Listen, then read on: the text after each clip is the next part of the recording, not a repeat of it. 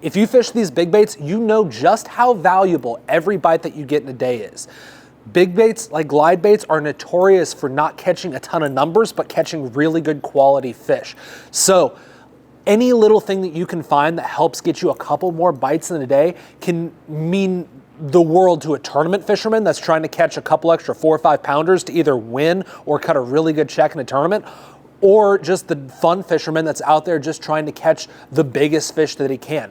Getting more bites on a glide bait is insanely valuable. My name's Josh Plaities. I own Clutch Swim Bait Company, and we research, develop, and build some of the most bite-getting glide baits on the planet. Why? It's not because we just build a bait like, oh cool, that's good enough, but because we put a ton of time into research and development on these things. It all started out back when I was trying to do tournaments in Kansas, and everyone was just out there throwing a Ned rig. And I was like, man, I want to be different. I'm going to try these big swim baits out. Started fishing them and started having a lot of success with it. And from there, it just kept developing. I learned the intricacies of why certain baits outperformed others. And I really started diving down those rabbit holes. I started building baits and started to figure out, okay, if I do this to a bait, it's going to have this change in the action, and just started developing that over time. And it's a little bit of obsessive compulsive disorder, and we're here. But I spent a ton of time learning how these baits work and what makes a fish bite them. And all of that's built up to helping give you the best fish catching bait possible. So if you want the most bites possible on a glide bait, let me introduce you to the Clutch Baby Boss. It's 7 inches long, 2.5 ounces, super thin profile. Why does this matter? So most glide baits out there are built like a solid 2x4 where it's just super, super thick. And if you think about it, if you look at bait fish in nature, they don't have that feature. They're relatively thin, especially some of the more sick, weak ones that the fish really like to target. They're a lot thinner in profile. And just because glide baits are technically a more clear water technique doesn't mean those fish aren't feeling that bait move through the water in their lateral line. So I want something that looks natural and something that feels natural to those fish. So a super thin profile is what I like to throw. Now, why don't you see a lot of glide baits that are super thin? Companies have no problem developing those bigger, thicker glide baits because it's a lot easier to get them to swim. Now, getting a thin bait like that to swim is really, really tough. Everything matters, from weight locations to pull points. All of that has to be perfect in order for this bait to perform as it should in the water. The Baby Boss has a little scoop on the chin right there. What's that for and what does it do? So as that bait's coming through the water almost foils off that chin a little bit and adds a little extra something to that bait. It doesn't make the bait look like a robot in the water. Like if you watch a shad swim, it's not just like super robotic, every move is the exact same. That's not what a fish is doing in the water. It's got a little extra something when it's going through the water. And that little foil there, in my opinion, makes a big difference and makes this bait feel more lifelike in the water and have just a little bit more natural movement. The tails, same thing. So in my mind, a fiber tail adds secondary action to a bait. So when that bait's moving through the water, that tail's collapsing down a little bit, and when it stops, it flares. Just like what a tail does with a gizzard shad moving through the water. If you watch that shad swim, when he's moving like super quick, he's tight. All of his fins are compressed, and when he stops, his fins flare, and it almost like puts on the brakes. I believe that fiber tail kind of does the same thing, has a little bit of secondary action, and it's just another thing that could potentially make that fish bite as opposed to just sit there and follow behind it like fish are notoriously doing with a glide bait. So little intricacies like that, in my opinion, make a huge difference when designing these baits, because I want to put everything into a bait that I think gives us the best opportunity to catch that fish, not just get a good look at him because he followed it back to the boat. Hook placement on these baits is critical, especially with a big bait like this. So in early prototyping stages of the Boss, we had the hook all the way back here on the front. That made us lose a lot of fish. Like they'd come up and they'd either headshot it, try to hit it right here, or in my opinion, if they're biting it in the back like that, it's more of a curiosity bite, not necessarily a hunger or anger strike like you'll get up here. So having that hook in this right location was pivotal for us increasing the hookup ratio on fish. just that hook location allows you to get a hook and a fish a lot more than if it was in like further back here on the bait. So rotating hook hangers, another really key feature. These are big, heavy baits. They're super easy for fish to throw.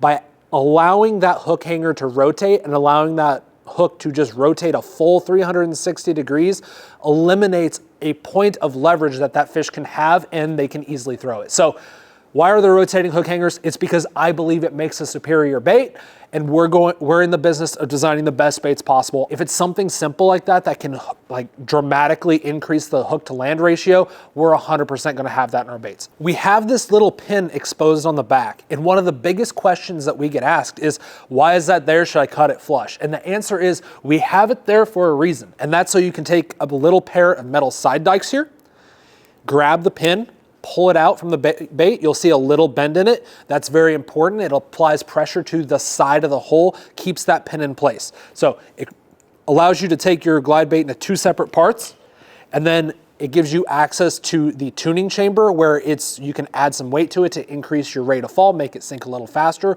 or you can have access to the screw eyes. The screw eyes are very important. The tighter the joint is, so the more you screw these screw eyes in, the smoother, wider of a glide it's going to be, and the further back it is, the more choppy and walk in place that bait's gonna be. So for example, if I wanted to make this bait more of a wide, smooth glide, I'm going to take 1, 2, so 1 full rotation on the top, and then 1 full rotation on the bottom, and that's going to make that bait a much smoother, wide gliding bait on the opposite end of the spectrum. If we back it out, which we just did 1 full turn in, we're gonna do a 1 full turn out on both of them. So right now I'm doing 2. If we do that, that's going to make it a lot choppier of a bait. And to get it back to stock, we're just going to do 1 full rotation in again and 1 full rotation in again on the bottom. That's gonna put it back stock, and then you just take your back half of the bait, line it up, take your pin, put it in there, push it in there pretty hard, and now that bait's fully customized for your fishing preferences. All of these features have taken a ton of time to figure out and develop and put into one package that makes a really top tier glide bait. So I know you got questions, and let me do my best here to answer some of the most frequently asked questions that we get when it comes to the Clutch Baby Boss. One of the most pressing questions that we get all the time is, what setup do I need to throw these big baits? And this is kind of starting to dip your toe on the bigger side of baits, and I recommend having a really good setup so that way when you get that really big fish to bite, like you're able to lock into it and not lose that fish. So if I'm choosing the absolute best setup for me, I'm going to choose an Alpha Angler wide glide rod. It's 7.9, extra heavy, doesn't have a crazy long butt on it, because around here in the Ozarks, we're roll casting around docks, having to fit these baits into really tight spaces, and a super long clunky handle just doesn't help in those situations. That Alpha Angler wide glide rod, in my opinion, has been designed to the nines. It knows, they went into super deep detail developing that rod to make it perfect for those sub 3 ounce glide baits. So an Alpha Angler wide glide is the rod I will choose. The reel is going to be a Daiwa Tatula 300. It's a bigger spool reel. I choose a 7-to-1 gear ratio. In my mind, that 7-to-1 gear ratio on a Tatula 300 is the perfect blend of speed and power that just fits these big, little bit choppier style glide baits perfectly. So there's 2 different lines I'll choose when throwing these big baits, and it all comes down to whether I'm fishing shallow or I'm fishing deep. If I'm fishing shallow, I will choose 20-pound big game monofilament. Why? It stretches a lot. I really like that stretch with that big bait, and it seems like that mono kind of pulls that bait up towards the surface a little bit more and creates another barrier that fish can trap the bait against. I like mono when fishing shallow. Seems like I don't have to retie quite as often, which is awesome because I forget to do that from time to time, which leads me into fluorocarbon. When fishing deeper, I choose Seaguar Invisex 20-pound test. When you're fishing fluorocarbon, you want to make sure to retie a lot more often than you would with any other technique, because it seems like that fluorocarbon in that first 6 to 8 inches, right where it meets the rod tip, tends to wear out a little bit faster. So you want to retie and kind of just strip a foot off the the reel every once in a while. I try to make it every hour, and the reason why is that you just don't want to have that much wear 6 to 8 inches in front of that bait, because if you go and cast this off, 9 times out of 10 you're going to get that bait back, and you're going to see there's about that much line hanging on the end of it. You wore that section of line out. Now you can't increase the 25-pound test. Your action's going to be affected just a little bit based off that. Or you can fish the mono out deeper too. It just kind of depends on your given situation and what you're trying to accomplish with the bait. The next question, how do I fish this bait? And the key here is just make it look alive in the water. Now, beginner swim bait fishermen, that's the biggest tip I can give you. Get out there and just literally work the bait, figure out what different inputs, like if I bump the rod, it's gonna do one thing. If I reel the reel handle, it's gonna do another. If I burn it a little bit, it's gonna do something else. Experiment with different reel handle turns and rod bumps to figure out how that bait works in the water. And then from there, just make it look alive. Make it look like a little shad that's trying to get away. If it's injured a little bit and trying to get away, that's a whole nother thing. Like there's different cadences that you can develop over time to suit different situations. So best tip I can give there is just experiment with it. That's for the most part fishing shallow. Now when fishing deeper, I like to play cat and mouse with those fish. Say I'm sinking a glide bait down over brush piles, which by the way, we have a separate video on how to weight these baits properly for fishing offshore on live scope. I highly recommend watching that video if you are into sinking down big glide baits, because it'll tell you how to maximize your action out of it. But sinking this thing down over a brush pile per se, if you've got a fish coming up after it, it's no different than a minnow or a jerkbait. You're just trying to keep that bait away from them just enough to antagonize them into biting. So if that fish is coming up after you super hot, I'm gonna be super hot with reel handle turns, trying to get that fish to bite. If that fish is coming up slow, I'm going to slow my retrieve down a little bit, but just try to keep it just enough in front of the fish that it irritates the crap out of them. When you do that enough, that fish is going to bite. Like if he's trying to get around to this side of it and moves back this way, that fish is going to try to get back over here and reposition to headshot that bait. But if he's not getting a good opportunity because you're keeping it just away from him, that's going to irritate him even more, fire up that fish and make him bite. So that's how I like to fish these big swim baits. And remember, for everyone, it's a little bit different. So get out on the water and experiment with cadences and different retrieve styles to figure out what works best for you. Another question that we get all the time is, what color do I go with these big swim baits? They're expensive. I don't want to have to buy 30 different colors of these things. What color gets me started? So in my mind, there's a very simple answer to this. So if you're fishing a little bit dirtier water, I would start out with a bare bone color. This kind of goes up until that 3.5 foot visibility. You can go a little bit further if you got wind. Wind is going to be your friend and allow you to get away with bare bone in clear water. So bare bone is by far one of my favorite colors. It just seems like they bite it a lot. It's kind of a matte color. Once it gets sun baked a little bit, it kind of turns a little bit of a yellow color. They just bite the crap out of it. And in my mind, it's very natural, because when a bait fish loses all of its like color pigmentation, when it's really, really sick, it glows in the water almost like a bare bone bait does. It's really interesting to see. Like you'll see a bunch of shad up shallow and you'll see one sick one and he'll be glowing in the water. Same thing goes true with the bone. In my mind, that's what you're emulating. So a bare bone bait. And the second color option would be something more natural, like a shad color. So something that's just a little bit more natural, something you can get away with in that 10, 15 foot of visibility. It doesn't glow quite as white and bright as the bare bone does. It fits in a little bit more naturally, perfect with that really clear water. So again, wind is your friend. You probably want a little bit of wind. It helps break up the surface, makes the fish not get as good of a look at it. While this bait is super natural, it's still not an actual live shad in the water. So in my mind, the wind helps break up that. It makes that fish think it's a lot more alive. That's it in terms of color.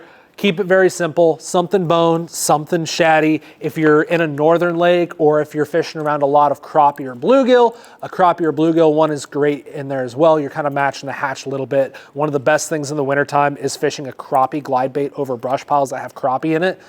Just something about like a little crappie up there just acting different, acting weird, kind of coming across that brush pile makes those really big fish go crazy. So yeah, in grand scheme of colors, just keep it simple. You don't need 35 different colors. You just need 2 or 3 and you'll be good. One of the last questions that we get a lot is, what happens if something goes wrong with my bait? Look, these baits are handmade in Missouri by people, not mass produced in China by a machine. You're getting handmade quality here that has a ton of research and development time and a ton of build time. That being said, the element of human error can exist. Not saying it's going to happen, and it happens rarely. But when it does happen, we want to make sure you're taken care of. They're expensive baits. They better come with some really good customer service. So that's what we're going to offer. If you ever have an issue with a bait, our phone number's on the website. You're going to get my phone, like it's going to ring to my phone, and I will help answer all the questions that you have and help you get taken care of and back out on the water quick. So not saying you're going to ever have an issue, but if you do, give me a call, send it a text, send a message on Facebook or Instagram, and we will make sure you're taken care of. You're starting to see more and more glide baits out there by a ton of different companies, and they're all trying to capitalize on the hot glide bait market right now. Swim baits are becoming massively popular for good reason, because tons of people are catching really big fish on these baits. But the downside of that is there's a lot of not really great baits coming onto the market. There's a lot of artists out there. It's like, oh, I did this and this and this to the side to make it look aesthetically pleasing. At the end of the day, a fish doesn't really care about that much. Like, a fish's primary care about these big baits is what action does it have in the water? What size does it have? What profile does it have? So all of that artistic stuff is a little bit further down the list in terms of importance to me. So that's why a design first philosophy is something that you should really look for in a glide bait, because it means you're going to catch more fish. You're not just going to have something cool to show your friends, like, look at this piece of artwork that I sometimes throw for fish. I haven't caught anything on it, but sometimes I throw it. So if you buy a bait like that that's built around trying to capitalize on a hot glide bait market, you're going to be buying into more issues than you are success. So do a ton of research on the companies that you buy from, and make sure you buy from a company that has spent a ton of time designing and researching big baits, and that they are an actual big bait company, not just some company that's trying to get in on a hot trend. The Clutch Baby Boss has become one of the top go-to glide baits for touring level professionals throughout the country.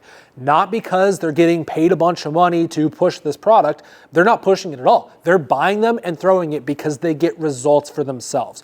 So that's the true mark of a bait that just gets a ton of bites and outperforms everything else out there, when the guys that have all the money on the line, that are fishing for $100,000, decide to throw that bait, not because it's a sponsor obligation, but because it works. So because of that, there have been an uncountable number of personal bests caught, tournament checks cashed, tournament wins, 8 to 10 plus pounders caught on this bait. It's crazy. And it's only been out a very limited amount of time. So the results truly speak for themselves on this bait.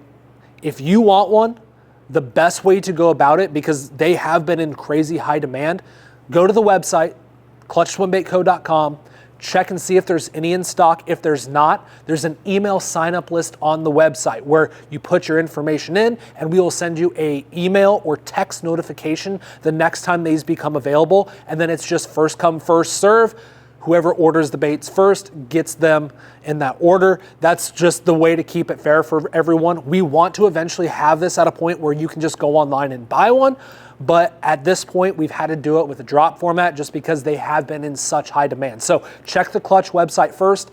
If they're not there, sign up for the email blast, and we'll let you know the next time they're available. So with all of these results we've seen from this bait, I'm super confident that if you get one of these in your hands, you are going to take your glide bait fishing to the next level. Whether that's you're out there just trying to catch your next personal best, or whether you're trying to cash checks and money's on the line in these tournaments. So that's the Clutch Baby Boss.